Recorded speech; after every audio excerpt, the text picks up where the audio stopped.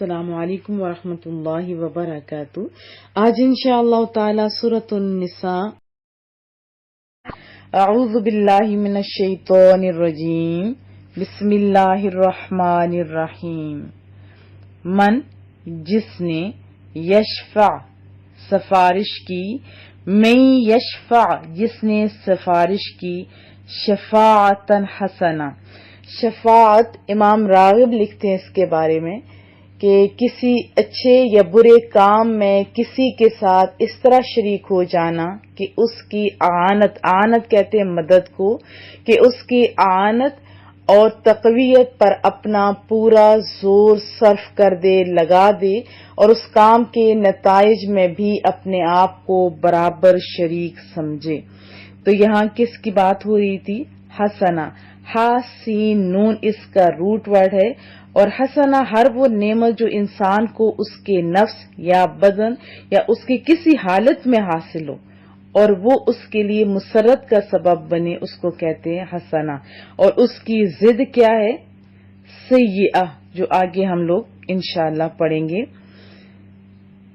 تو جو شخص نیک بات کی سفارش کرے، یعنی کوئی بھی اچھے کام کی، یعنی جو کرے گا سفارش تو یعنی اچھی سفارش کرے گا، یکن ہوگا لہو اس کے لیے نصیب حصہ، منہا اس میں سے، ہا کی ضمیر کی طرف راجع ہو رہی ہے شفاعتن حسنہ کی طرف۔ تو اس آیت میں رب کریم فرما رہا ہے کہ جو کرے گا سفارش اچھی تو اس کا اس میں سے حصہ ہوگا، اور میں یشفع اور جس نے سفارش کی، شفاعتن سیئہ بری بات کی سفارش کی، یکن لہو تو ہوگا اس کے لیے کفلن بوجھ، حصہ۔ جیسے کفالت ہوتی ہے نا، کفالت۔ قرآن کریم میں سورہ آل عمران میں ہم نے پڑھا تھا نا، وَكَفَّلَهَا زَكَرِيَّا، اور زکریا علیہ السلام کو حضرت مریم علیہ السلام کا وہ کفیل بنا دیا گیا تھا، ضامن بنا دیا گیا تھا، جو ذمہ داری ان کی اٹھائے ہوئے تھے۔ تو اس کے علاوہ اس کا ایک اور معنی بھی بنتا ہے حصہ۔ سورۃ الحدید میں ہم نے پڑھایا تھا یؤتکم کفلین من رحمتہ، وہ تمہیں اپنے رحمت سے اجر کے 2 حصے عطا فرمائے گا۔ تو یہاں کیا مراد ہے؟ حصہ یا بوجھ، منہا اس میں سے، یعنی جو کچھ اس نے کیا ہوگا اچھا یا برا، اس میں سے اس کو حصہ عطا کیا جائے گا۔ جو شخص نیک بات کی سفارش کرے تو اس کو اس کے ثواب میں سے حصہ ملے گا، اور جو بری بات کی سفارش کرے تو اس کو اس کے عذاب میں سے حصہ ملے گا۔ وَكَانَ اللَّهُ اور ہے اللہ تعالی، عَلَى كُلِّ شَيْءٍ ہر چیز پر، مقیتا قدرت رکھنے والا، قوت رکھنے والا، طاقتور، نگران، روزی دینے والا۔ اور اللہ تعالی ہر چیز پر قدرت رکھتا ہے۔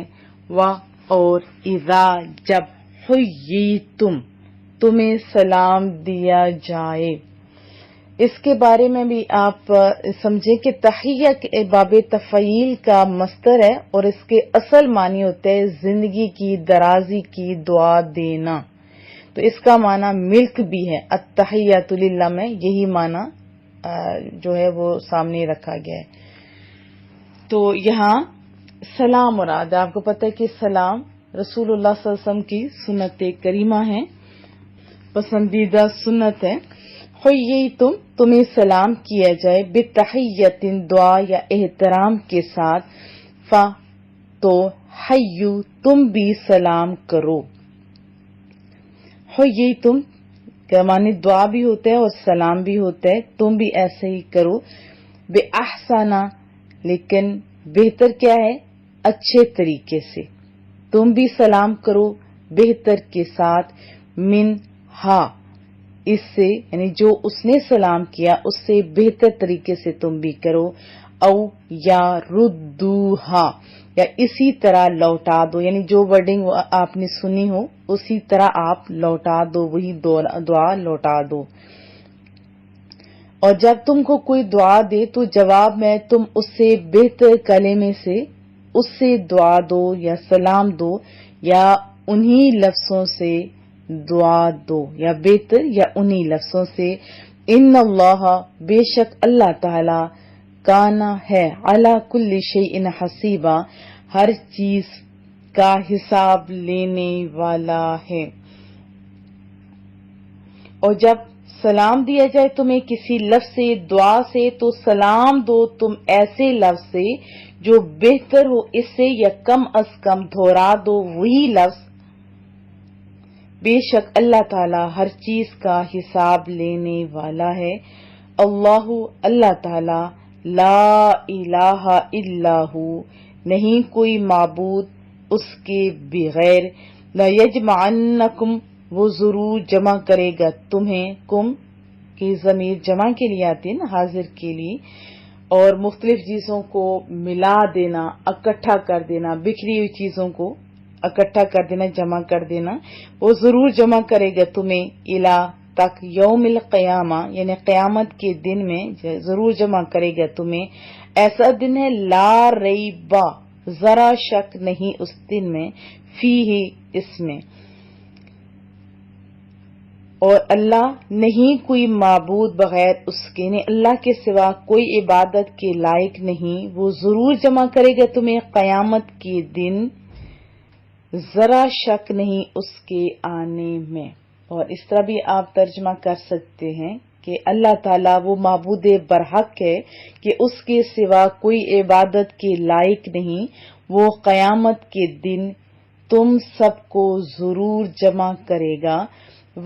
اور من کون ہے اصدق زیادہ سچا، صدق کون ہے نا، اس میں تفضیل ہے، یہ زیادہ سچا، من اللہ اللہ تعالی سے، حدیثا بات میں،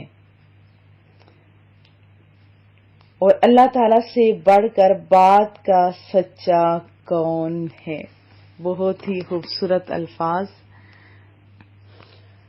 آیت 84 میں جیسے میں نے آپ کو بتایا شفاعت کا معنی دوبارہ بتائی دیتی ہوں، یعنی کسی اچھے یا برے کام میں کسی کے ساتھ اس طرح شریک ہو جانا کہ اس کی اعانت اور تقویت پر اپنا پورا زور صرف کر دے اور اس کام کے نتائج میں بھی اپنے آپ کو برابر شریک سمجھے۔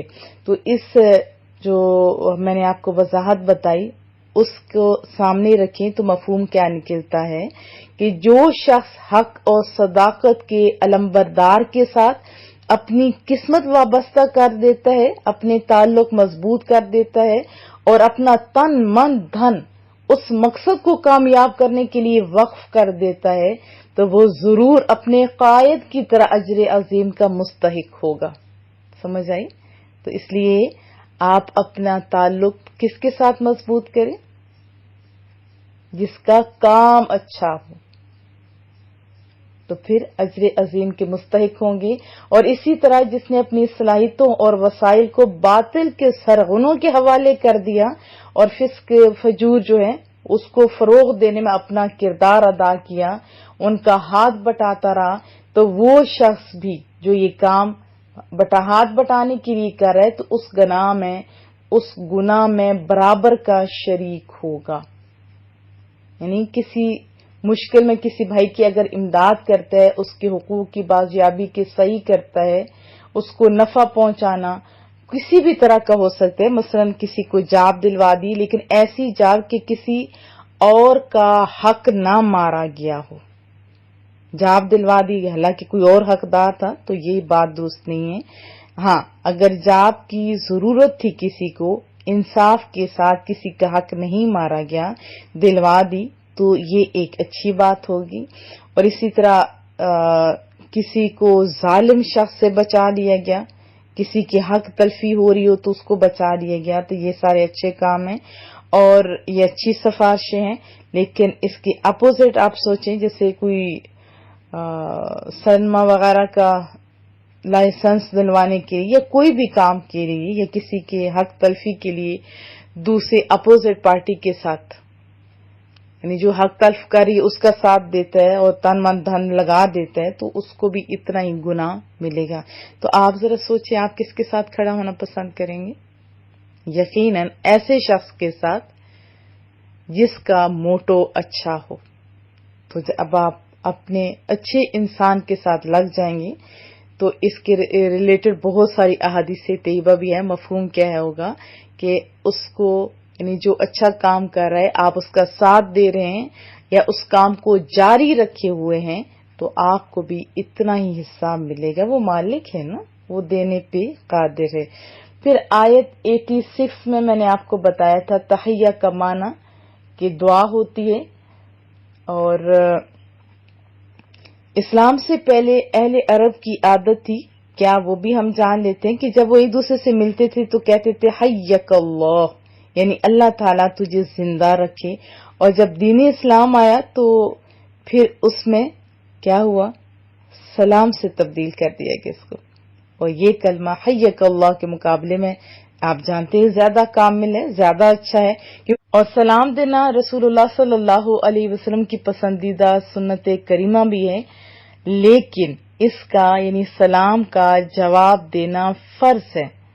سلام کا جواب دینے کے قرآن کریم نے 2 طریقے سکھائے اس آیت میں، یا تو وہی لفظ دہرا دو جن سے تمہیں سلام کیا گیا ہے، یا ایسے الفاظ کا اضافہ کرو جو محبت اور تکریم پر دلالت کرتے ہوں۔ جیسے حدیث طیبہ میں ہے کہ اگر کوئی السلام علیکم کہے تو جواب میں وعلیکم السلام ورحمۃ اللہ کہو، اور اگر کوئی السلام علیکم ورحمۃ اللہ کہے تو تم وعلیکم السلام ورحمۃ اللہ وبرکاتہ سے جواب دو۔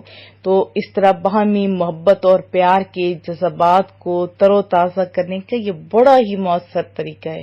رسول اللہ صلی اللہ علیہ وسلم کا میٹھا بول وہ بھی ہم سن لیتے ہیں کہ جب تک تم ایمان نہیں لاؤ گے جنت میں داخل نہیں ہو سکو گے، اور پھر فرمایا کہ جب تک آپس میں محبت نہ کرو گے تو ایمان نصیب نہیں ہوگا۔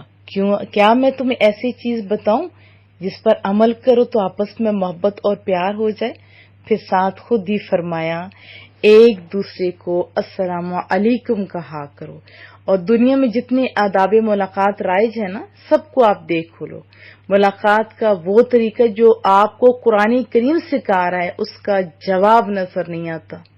حضرت ابن عباس فرماتے ہیں کہ اگر کوئی غیر مسلم سلام دے تو جیسے وہ لفظ بولے تو ایسے ہی دہرا دیا جائے تو اچھا ہوتا ہے۔ بہرحال کن کن جگہوں پہ دینا چاہیے، کن کن جگہوں پہ نہیں دینا چاہیے وہ بھی سیکھ لیتے ہیں کہ سلام کرنا ایک تو سنت ہے، جواب دینا فرض ہے، اور جواب میں افضل کیا ہے کہ سلام کرنے والے کی سلام کو کچھ بڑھا کے جیسے میں نے آپ کو بتایا وہ کیا جائے۔